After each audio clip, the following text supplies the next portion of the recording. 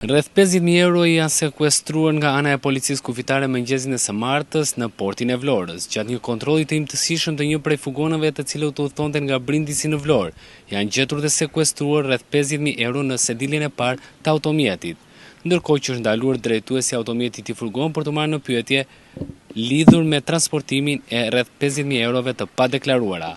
Në kontaktin e parë, drejtuesi i automjetit i furgon është shprehur se nuk po transporton asgjë të kundralishme, megjithatë nga kontrolli rezultoi e kundërta. Këtë të martën datë 10 qershore, orës 8 të mëngjesit, gjatë përpunimit të tragetit të linjës së Brindisi Vlorë, shërbimet detyrisë vendore të policisë kufitare kanë kaluar për kontroll në vijën e dytë një automjet tip Mercedes-Benz Vito me targa AA 374 LC me drejtues mjeti shtetasin me iniciale KR. Gjatë kontrollit në vijën e dytë nga policia kufitare e Vlorës në sediljen e automjetit është gjetur një sasi për rreth 45.600 euro të padeklaruara. Menjëherë nga këto të fundit është bërë shoqërimi shtetasit në ambientet drejtorisë policisë së kufirit të Vlorë, ndërsa u kryen veprimet procedurale si dyshuar për mosdeklarim në kufi të hollave dhe sendeve me vlerë, parashikuar kjo nga neni 179 i kodit penal. Automjeti ishte ndaluar ndërsa zbarkonte nga tragedi i linjës së Vlorë Brindisi, ndërsa ende nuk dihet se kujt i përkiste shuma e sekuestruar dhe destinacioni i tyre. Hetimet e policisë së Vlorës në bashkëpunim me ato kufitare janë duke vijuar ndërsa pritet deklarata e drejtuesit të mjetit për të bërë të mundur më pas edhe zbardhje në plot të kësaj ngjarje.